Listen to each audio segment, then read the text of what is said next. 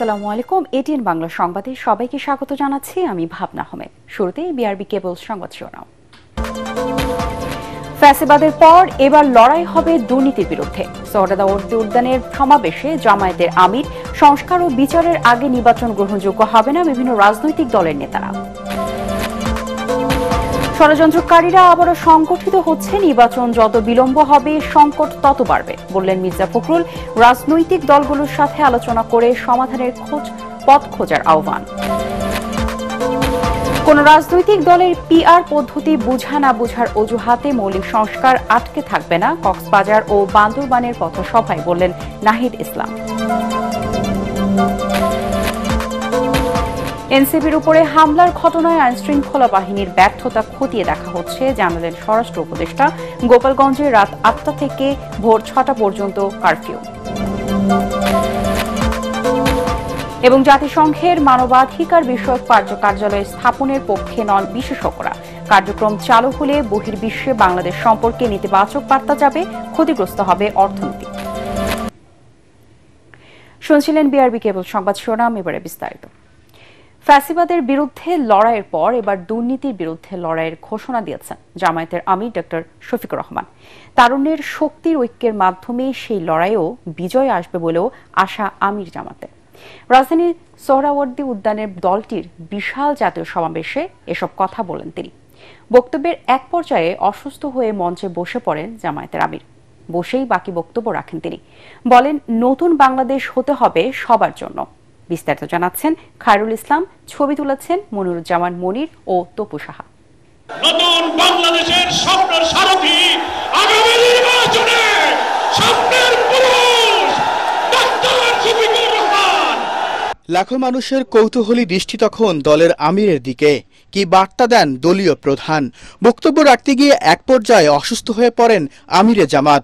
একটা লড়াই হয়েছে ফ্যাসিবাদের বিরুদ্ধে, আর একটা লড়াই হবে দুর্নীতির বিরুদ্ধে ইনশাআল্লাহ। এই দুর্নীতির মূল উৎপাটন করার জন্য যা দরকার, আমরা তারুণ্য এবং যৌবনের শক্তিকে একত্রিত করে সেই লড়াইয়েও ইনশাআল্লাহ বিজয় লাভ করব। জামাতে ইসলামী যে দুর্নীতিমুক্ত সমাজ গড়বে তার প্রমাণ কি? তার প্রথম প্রমাণ হচ্ছে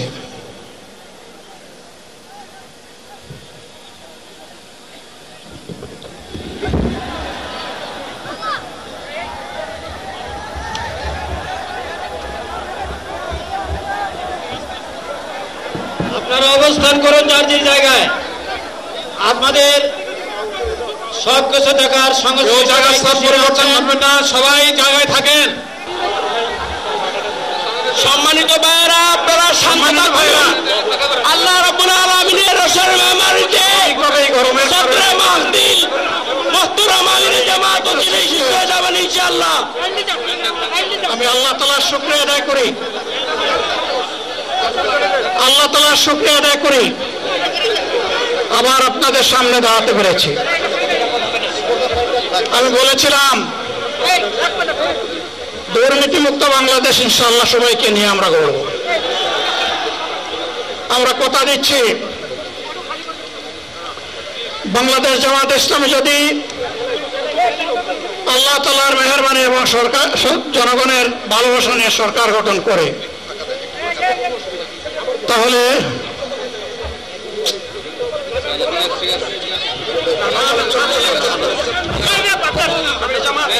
অসুস্থ অবস্থায় মঞ্চে বসে পড়েই অসমাপ্ত বক্তব্য শেষ করেন ডাক্তার শফিকুর রহমান।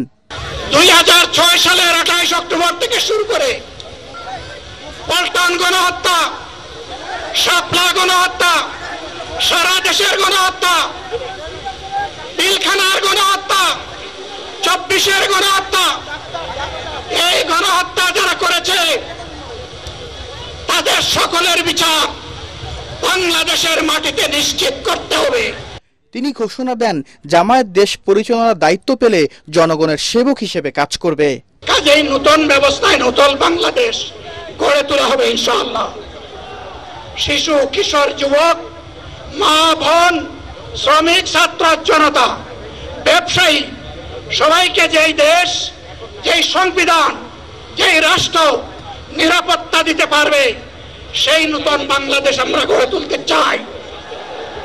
সমাবেশের নির্ধারিত সময় দুপুর 2টা হলেও ভোর থেকেই নেতাকর্মীদের ভিড়ে পরিপূর্ণ সোহরাওয়ার্দী উদ্যান। রাজধানী ছাড়াও সারা দেশ থেকে নেতাকর্মীরা জড়ো হন সোহরাওয়ার্দী উদ্যানে। তিল ধরনের ঠাঁই ছিল না সমাবেশ স্থলে। জাতীয় নির্বাচনকে সুষ্ঠু ও নিরপেক্ষ করার লক্ষ্যে 7 দফা দাবি নিয়ে জামায়াতের এই জাতীয় সমাবেশ, যেখানে অংশ নেন জুলাই গণঅভ্যুত্থানে অংশ নেয়া আহত ও শহীদ পরিবারের সদস্যরাও। জামায়াতের সিনিয়র নেতারা বলেন, মৌলিক সংস্কার ছাড়া জাতীয় নির্বাচন গ্রহণযোগ্য হবে না। সংখ্যানুপাতিক পদ্ধতিতে জাতীয় নির্বাচনের জোরালো দাবি তাদের কণ্ঠে। 17-18 বছর ধরে জামাত ইসলামী তথা ইসলামী শক্তির উপরে যে অত্যাচার, জুলুম, নিপীড়ন হয়েছে, তার বিরুদ্ধে এই জনসমুদ্র হচ্ছে গণবিস্ফোরণের সৃষ্টি করেছে। জামাত ইসলামী কোন সন্ত্রাসবাদকে পছন্দ করে না। ইসলামের জঙ্গিবাদের কোন স্থান নেই। বাংলাদেশ এই জায়গায়ও কোন জঙ্গিবাদ মাথাচাড়া দিয়ে উঠতে পারবে না, পারবে না, পারবে না। আমাদের যে 10 জন ভাইকে কারাগারে শহীদ করা হয়েছে, 5 জন সরাসরি ফাঁসির মঞ্চে ঝুলিয়ে, 5 জনকে বিনা চিকিৎসায় কারাগারে হত্যা করা হয়েছে। এই হত্যাকাণ্ডের সঙ্গে যারা যেখানে যেভাবে যতটুকু জড়িত, তাদেরকে আইনের আওতায় নিয়ে আসতে হবে।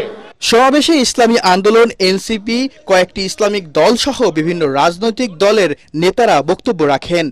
54 বছরের ইতিহাসে এর আগে এত বড় সমাবেশের আয়োজন করেনি বাংলাদেশ জামায়াত ইসলাম। এই সমাবেশের মধ্য দিয়ে নিজেদের শক্তিমত্তা প্রদর্শন ও অপশক্তির বিরুদ্ধে সকল ফ্যাসিবাদ বিরোধী শক্তিকে সাথে নিয়ে নতুন বাংলাদেশ গড়ার প্রত্যয় ব্যক্ত করেন তারা, এবং তারা এও বলেন, নতুন বাংলাদেশ গড়ার লক্ষ্যে সকলকে ঐক্যবদ্ধ হওয়া অনেক জরুরি। খায়রুল ইসলাম, এটিএন বাংলা, ঢাকা। রাষ্ট্র কাঠামোর মৌলিক সংস্কার ও জুলাই গণহত্যার বিচারের আগে জাতীয় নির্বাচন দেশবাসীর কাছে গ্রহণযোগ্য হবে না বলে দাবি করেছেন ইসলামী আন্দোলন, এনসিপি সহ বিভিন্ন রাজনৈতিক দলের নেতারা। সোহরাওয়ার্দী উদ্যানে জামায়াতের ইসলামী সমাবেশে বিভিন্ন রাজনৈতিক দলের শীর্ষ নেতারা বলেন, সংখ্যানুপাতিক নির্বাচনে বিরোধিতাকারীরা জনগণের বন্ধু হতে পারে না। বিস্তারিত জানাচ্ছেন মাজারুল হক মুহাজির, ছবি তুলেছেন সজল বর্মন। স্মরণকালে সবচেয়ে বড় এই জনস্রোত জামাতে ইসলামীর ঐতিহাসিক সোহরাওয়ার্দী উদ্যানের জাতীয় সমাবেশে ঢল নামে লাখো মানুষের। মাঠ পেরিয়ে রাস্তা, রাস্তা পেরিয়ে মূল সড়ক, যেখানেই চোখ যায় সেখানেই জনতার ঢল। সমাবেশ সফল করতে ঘণ্টার পর ঘণ্টা বসে কিংবা দাঁড়িয়ে উৎসবমুখর পরিবেশে সোহরাওয়ার্দী উদ্যানে অবস্থান নেন সারা দেশ থেকে আসা লাখ লাখ নেতাকর্মী। ঢাকার বিভিন্ন প্রান্ত থেকে খণ্ড খণ্ড মিছিলের স্রোত মিলেমিশে একাকার সোহরাওয়ার্দী উদ্যান, ঢাকার রাজপথ, সড়কের অলিগলিতে। নেতাকর্মীদের কণ্ঠে স্লোগান আর হাতে শোভা পায় নানা ধরনের ব্যানার, ফেস্টুন ও দলীয় প্রতীক, দাড়িপাল্লা। আমরা আওয়ামী লীগ দেখেছি, বিএনপি দেখেছি, জাতীয় পার্টি দেখেছি, আমরা আর এগুলো চাই না। আমি শুধু আমি না, আমার ফ্যামিলি দিবে, আমার ফ্যামিলিতে 100 ভোটার আছে, এরা সবাই দিবে। নারায়ে তাকবীর ধ্বনিতে মুখরিত সমাবেশ স্থল। সকাল থেকে চলে হামদ, নাত, মঞ্চনাটক সহ নানা আয়োজন। সমাবেশের নির্ধারিত সময় দুপুর 2টা হলেও ভোর থেকেই নেতাকর্মীদের ভিড়ে পরিপূর্ণ সোহরাওয়ার্দী উদ্যান। বিএনপি ছাড়া ফ্যাসিবাদ বিরোধী বেশিরভাগ রাজনৈতিক দলকেই দেখা যায় মঞ্চে। আগামীর বাংলাদেশে আর কেউ যেন স্বৈরাচার হয়ে উঠতে না পারে সেই তাগিদ দেন তারা। 53 বছরের মধ্যে এদেশে অনেক নেতার পরিবর্তন হয়েছে, কিন্তু ফ্যাসিজম থেকে এই দেশ ও জাতি মুক্তি পায় না। পৃথক নির্বাচন দিতে হবে আমাদের মাইনরিটিদের জন্য, এবং একই সঙ্গে পিআর সিস্টেম ছাড়া কোনো নির্বাচন হতে দেওয়া যাবে না। এবং এটা যদি জামাত ইসলাম মনে করে যে বাংলাদেশে কোনো নির্বাচন আমরা হতে দেবো না, জামাত ইসলাম সেটা পারে।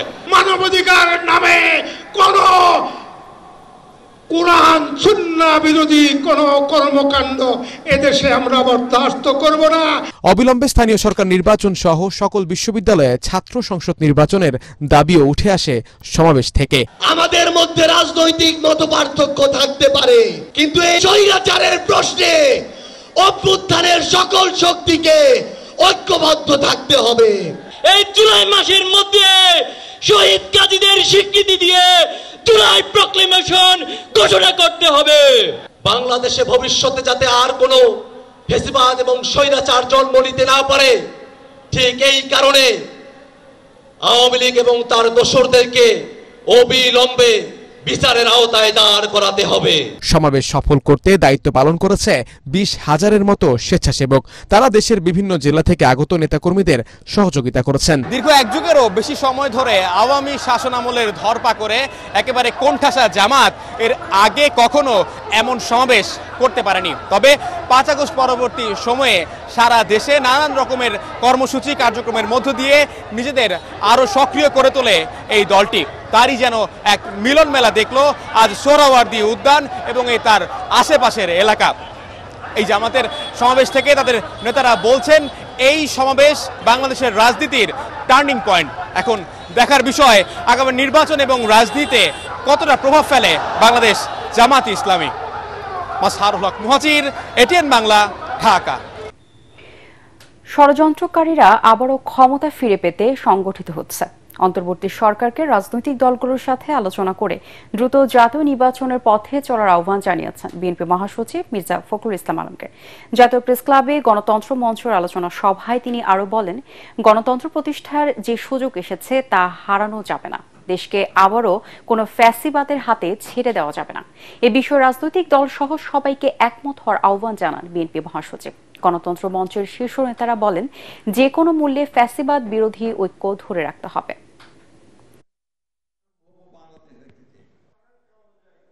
ডেমোক্রেসি হত্যা, চিন্তায় গুম ভয়ানকভাবে বেড়ে যাচ্ছে। এই বিষয়গুলো নিঃসন্দেহে আমাদেরকে অত্যন্ত উদ্বিগ্ন করে তুলছে। আমরা বিপ্লব করে ক্ষমতায় যাওয়ার মতো আমাদের কোনো সামর্থ্য নেই এবং সেই ইচ্ছাও নেই। আমরা জনগণকে সঙ্গে নিয়ে নির্বাচনের মধ্য দিয়েই আমরা রাষ্ট্র পরিচালনার দায়িত্ব নিয়ে আমরা একটা কল্যাণমূলক রাষ্ট্র, গণতান্ত্রিক রাষ্ট্র আমরা সকলের কাছে গ্রহণযোগ্য এই ধরনের একটা রাষ্ট্র আমরা নির্মাণ করতে চাই। সরকারকে আহ্বান করব, অযথা বিলম্ব সৃষ্টি না করে সমস্যাগুলোকে চিহ্নিত করে রাজনৈতিক দলগুলোর সঙ্গে কথা বলুন, কথা বলে সেই সমস্যা শেষ করে নির্বাচনের দিকে এগিয়ে যান। কোন রাজনৈতিক দলের পিআর পদ্ধতি বোঝা না বোঝার অজুহাতে মৌলিক সংস্কার আটকে থাকবে না বলে জানিয়েছেন জাতীয় নাগরিক পার্টি এনসিপির আহ্বায়ক নাহিদ ইসলাম। দেশে আর কোনো গডফাদারের উত্থান হতে দেওয়া হবে না বলে হুঁশিয়ারি দিয়েছেন দলটির কেন্দ্রীয় নেতারা। এদিকে কক্সবাজারের চকরিয়ায় বিএনপির এক নেতাকে নিয়ে নাসিরউদ্দিন পাটোয়ারির মন্তব্যের জেরে উত্তেজনা ছড়িয়ে পড়ে। ভাঙচুর করা হয় এনসিপির পথসভা মঞ্চ। দেশ করতে জুলাই পদযাত্রার অংশ হিসেবে কক্সবাজার ও বান্দরবানে পথসভায় এসব কথা বলেন তারা। প্রতিনিধিদের তথ্যচিত্রে আরো জানাচ্ছেন মিজান শাহজাহান। এনসিপির জুলাই পদযাত্রা এখন চট্টগ্রাম বিভাগে। সকালে কক্সবাজারে পথসভায় দলটির আহ্বায়ক নাহিদ ইসলাম বলেন, শেখ হাসিনা একটা গডফাদার ছিল, তার আন্ডারে ছোট ছোট গডফাদার ছিল পুরো বাংলাদেশ জুড়ে। এই সব কিছুকে বাংলাদেশ থেকে উচ্ছেদ করতে হবে। নারায়ণগঞ্জে যেমন গডফাদার ছিল, কক্সবাজারে গডফাদার ছিল, শেখ হাসিনার গডফাদার, তার আন্ডারে এরকম ছোট ছোট গডফাদার পুরো বাংলাদেশ জুড়ে ছিল। আমরা সেই গডফাদার তন্ত্র ব্যবস্থার বিলোপ ঘটিয়েছি। আমরা কোনো নতুন কোন গডফাদারের আবির্ভাব হতে দিব না। নাহিদ ইসলাম বলেন, এ মাসেই জুলাই ঘোষণাপত্র হতে হবে। সংসদের উচ্চকক্ষে পিআর পদ্ধতিতে নির্বাচন হবে।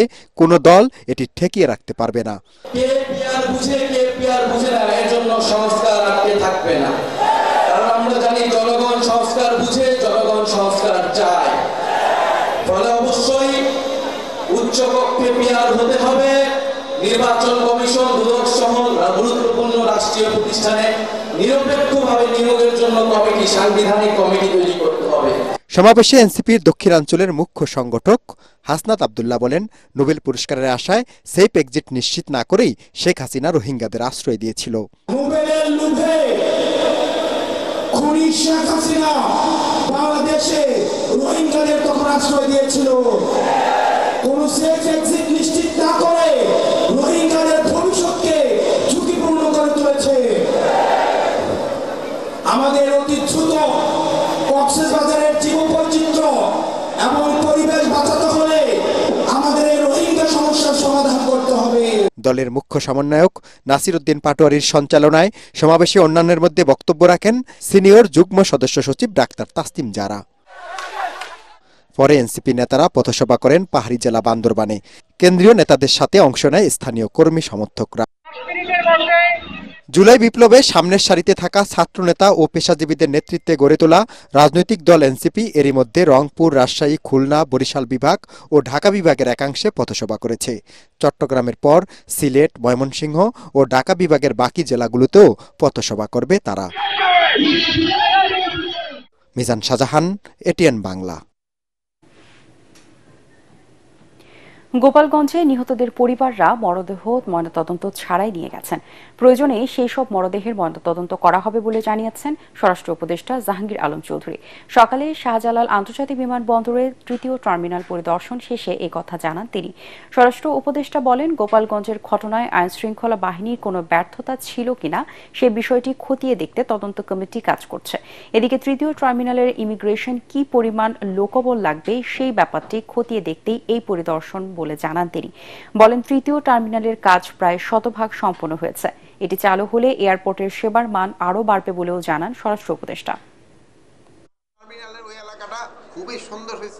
ঢাকা যেটা আছে এটা তো ময়নাতদন্ত হচ্ছে, আর কয়েকটা যে দেখছেন যে ডেড বডি তারা নিজেরই চলে গেছে, তো ময়নাতদন্ত কিভাবে হবে? ওইগুলি যদি দরকার হয় আবার ময়নাতদন্ত হবে। ডেড বডি তো ইচ্ছের থেকে যদি প্রয়োজন হলে উত্তোলন করে তো ময়নাতদন্ত করা হবে। এটা ব্যাপারে একটা কমিটি গ্রহণ করা হয়েছে, এই কমিটিতেই নির্ধারণ করবে এটা কার দায়। গোপালগঞ্জে আবারও ১১ ঘন্টার কারফিউ জারি করেছে জেলা প্রশাসন। রাত ৮টা থেকে ভোর ৬টা পর্যন্ত থাকবে এই কারফিউ। এরপর ভোর ৬টা থেকে রাত ৮টা পর্যন্ত জেলায় বলবৎ থাকবে ১৪৪ ধারা। তবে শিক্ষা প্রতিষ্ঠান ও পাবলিক পরীক্ষা সমূহ এর আওতামুক্ত থাকবে। এদিকে এনসিপির সমাবেশে হামলার ঘটনাকে কেন্দ্র করে বিশৃঙ্খলাকারীদের ধরতে গ্রেপ্তার অভিযান অব্যাহত রেখেছে আইন শৃঙ্খলা রক্ষাকারী বাহিনী। তবে গ্রেপ্তারের সঠিক সংখ্যা এখনো প্রকাশ করেনি পুলিশ। গ্রেপ্তার আতঙ্কে জেলার বেশিরভাগ এলাকা এখন পুলিশ শূন্য হয়ে পড়ছে।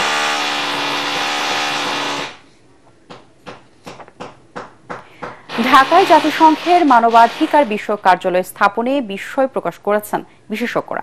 তারা বলছেন, সামাজিক, রাজনৈতিক এবং অর্থনৈতিক অবস্থা সংকটাপন্ন যে 18টি দেশে এই সংস্থার কার্যালয় রয়েছে সেখানে মানবাধিকার পরিস্থিতির কোনো উন্নয়নই করতে পারেনি সংস্থাটি। ঢাকায় সংস্থার অফিস হলে বিশ্বব্যাপী বাংলাদেশ সম্পর্কে নেতিবাচক বার্তা যাবে এবং দেশের আন্তর্জাতিক বিনিয়োগ ক্ষতিগ্রস্ত হবে বলেও মত তাদের। দ্রুত এই সমঝোতা স্মারক থেকে বাংলাদেশকে বেরিয়ে আসারও পরামর্শ দিয়েছেন তারা। ইমদাদুল্লাহ বাবুর রিপোর্ট। ঢাকায় কার্যালয় করতে যাচ্ছে জাতিসংঘের মানবাধিকার বিষয়ক সংস্থা OHCHR। বাংলাদেশ সরকারের সাথে এ নিয়ে একটি সমঝোতা স্মারক সই করেছে সংস্থাটি। মাফিয়াতন্ত্র, সন্ত্রাস, মানবাধিকার লঙ্ঘন, গণহত্যা এবং বিশৃঙ্খল রাষ্ট্র যেমন কম্বোডিয়া, গুয়েতেমালা, মেক্সিকো, সুদান, ফিলিস্তিন, লিবিয়া এবং ইয়েমেনের মতো অস্থিতিশীল মোট 18টি রাষ্ট্রে রয়েছে এই সংস্থার অফিস। বিশেষজ্ঞরা বলছেন, বাংলাদেশে সেই রকম নেতিবাচক মানবাধিকার পরিস্থিতি নেই, তাই এই দপ্তর ঢাকায় স্থাপনের কোনো প্রয়োজন নেই বলেও মনে করেন তারা।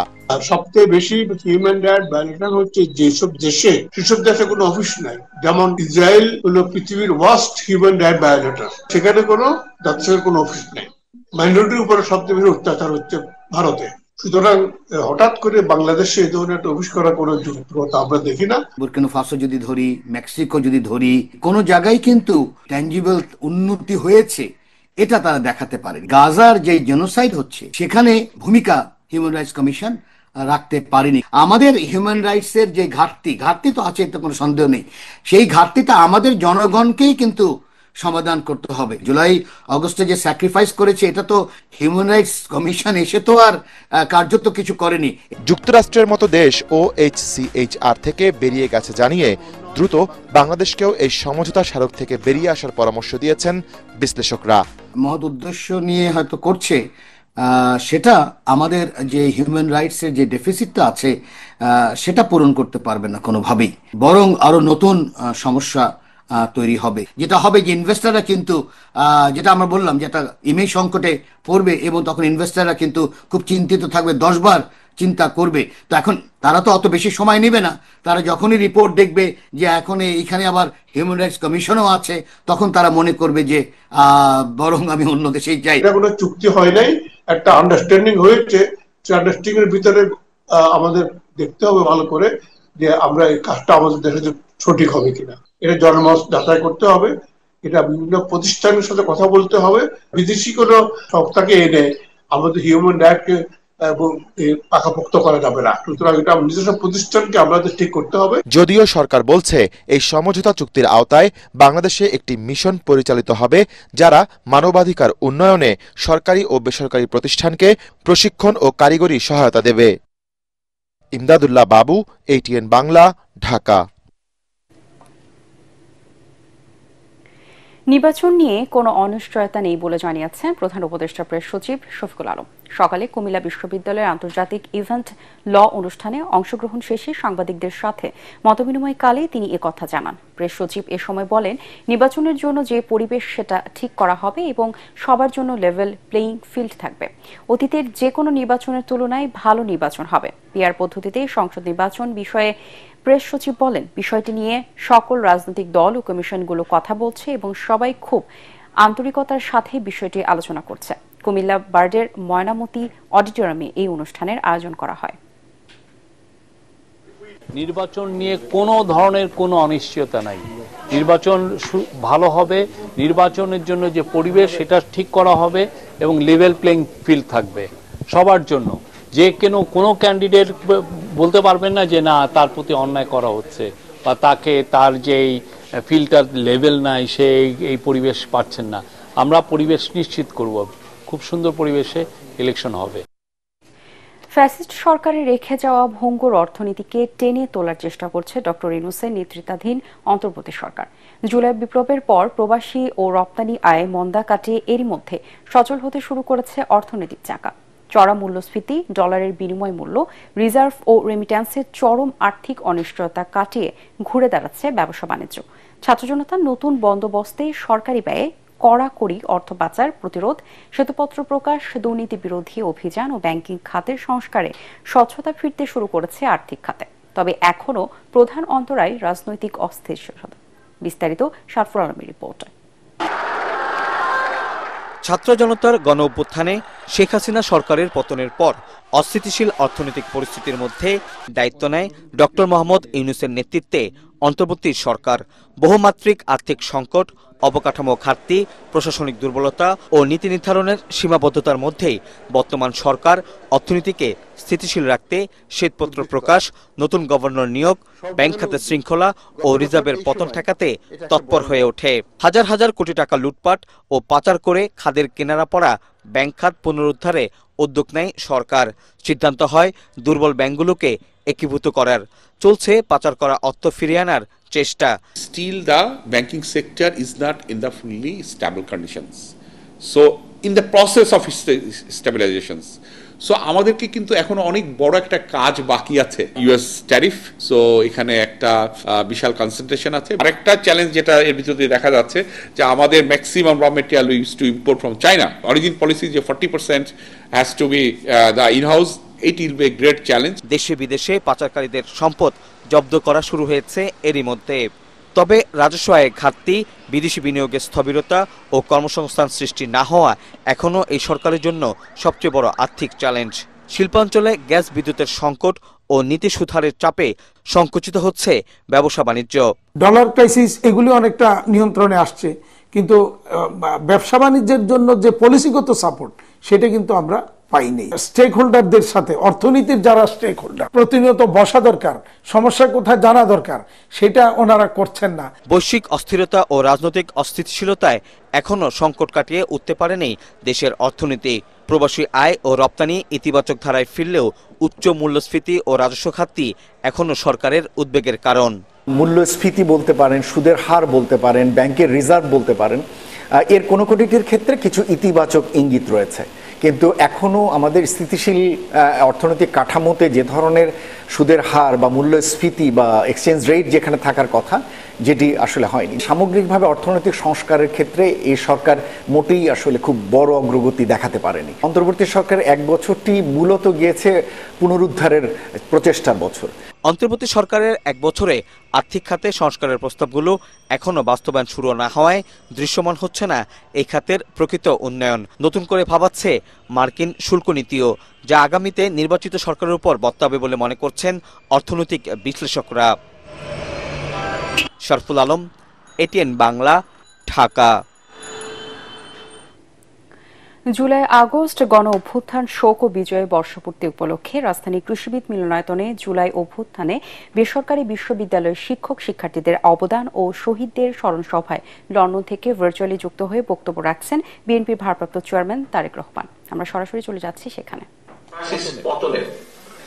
এক দফা আন্দোলনে পরিণত করে ফ্যাসিস্টের পতন নিশ্চিত করতে বিএনপি সহ দেশের সকল গণতান্ত্রিক দলগুলোর পরিকল্পনা এবং কৌশল অবলম্বন করেছিল দল।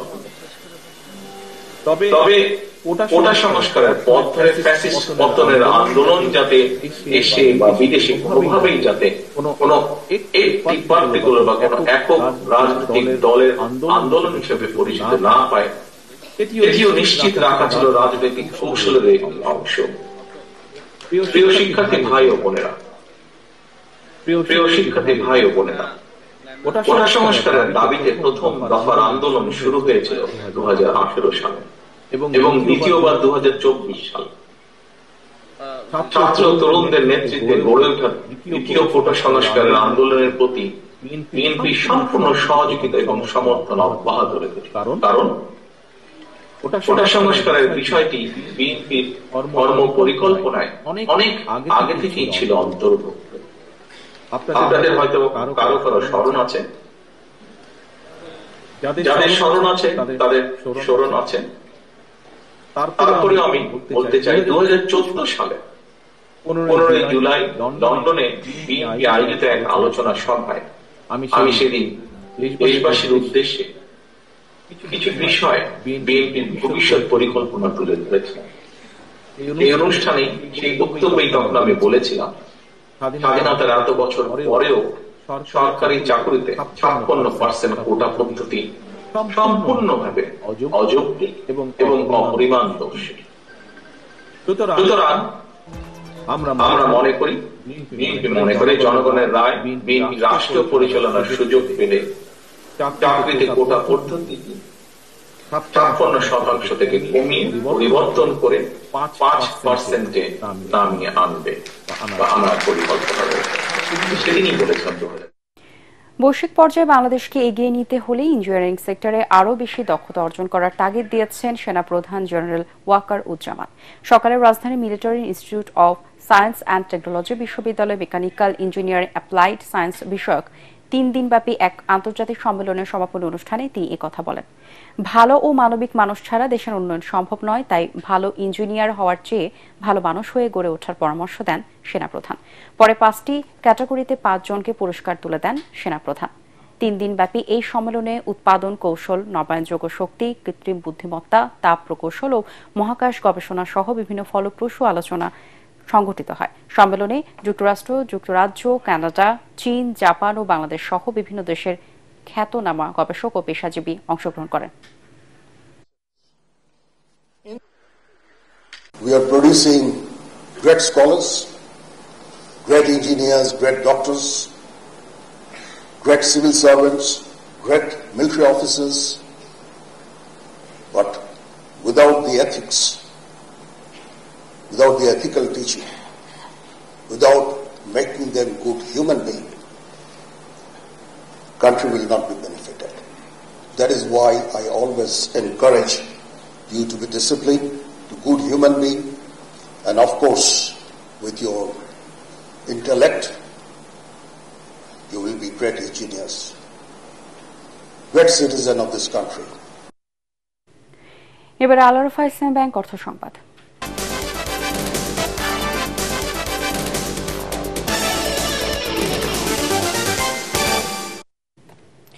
স্বনামধন্য রিয়েল এস্টেট প্রতিষ্ঠান এশিয়ান ডুপ্লেক্স টাউনের ব্র্যান্ড অ্যাম্বাসেডর হিসেবে চুক্তিবদ্ধ হলেন জনপ্রিয় টিভি ব্যক্তিত্ব তৌকির আহমেদ ও বিপাশা হায়াত।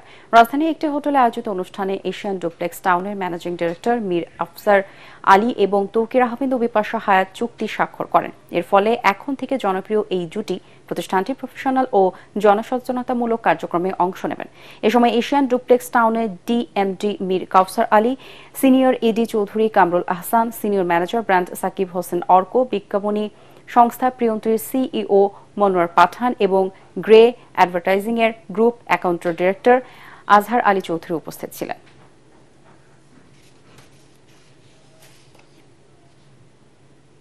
এবারে জানিয়ে দিব খেলার খবর।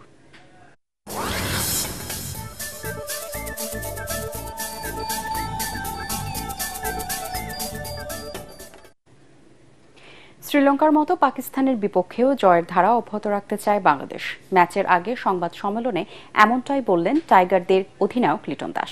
আর কন্ডিশন কাজে লাগিয়ে স্বাগতিকদের হারানোর ছক কষছে পাকিস্তান। 3 ম্যাচের সিরিজের প্রথম টি-20তে আগামীকাল সন্ধ্যায় লড়বে দুদল। মিরপুর শেরে বাংলা স্টেডিয়ামে সন্ধ্যা 6টায় শুরু হবে ম্যাচটি। পরাগ আরমানের রিপোর্ট। এই ট্রফি জয়ের জন্যই সুপার সানডে সন্ধ্যায় মহারণে মুখোমুখি বাংলাদেশ ও পাকিস্তান। শ্রদ্ধা ভালোবাসা যাই থাকুক না কেন, দুই দলের অধিনায়ক চোয়ালে দৃঢ় প্রত্যয়, চাই শুধুই জয়। শ্রীলঙ্কা সফর শেষ করে সে বিশ্রাম নয়, টাইগাররা মুখোমুখি এবার পাকিস্তানের। তবে টি-20তে বাংলাদেশের চেয়ে অনেক এগিয়ে পাকিস্তান।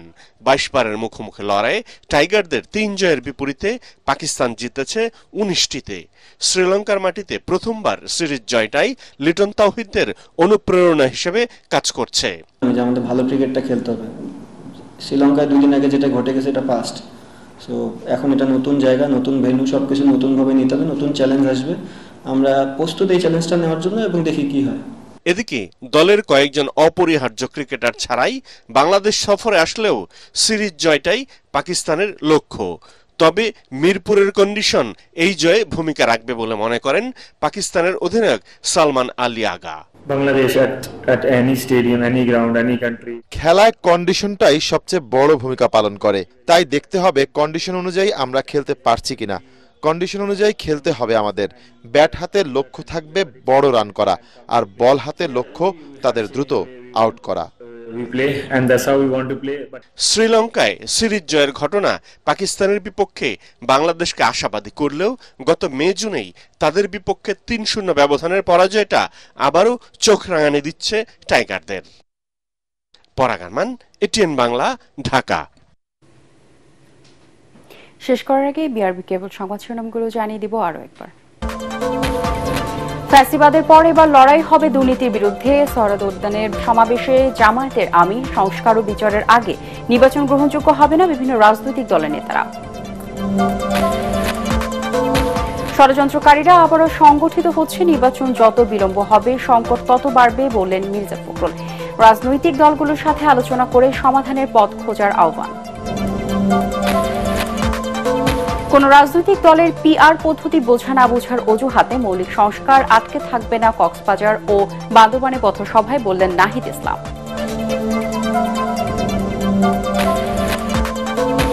এনসিপির ওপরে হামলার ঘটনায় আইনশৃঙ্খলা বাহিনীর ব্যর্থতা খতিয়ে দেখা হচ্ছে জানালেন স্বরাষ্ট্র উপদেষ্টা। গোপালগঞ্জে রাত 8টা থেকে ভোর 6টা পর্যন্ত কারফিউ। এবং জাতিসংঘের মানবাধিকার বিষয়ক কার্যালয় স্থাপনের পক্ষে নন বিশেষজ্ঞরা। কার্যক্রম চালু হলে বহির্বিশ্বে বাংলাদেশ সম্পর্কে নেতিবাচক বার্তা যাবে, ক্ষতিগ্রস্ত হবে অর্থনীতি। পরবর্তী সংবাদ দেখার আমন্ত্রণ জানিয়ে এখনকার মতো শেষ করছি। এটিএন বাংলার সংবাদ ইউটিউবে দেখতে ব্রাউজ করুন youtube/এটিএন বাংলা নিউজ। ধন্যবাদ সবাইকে।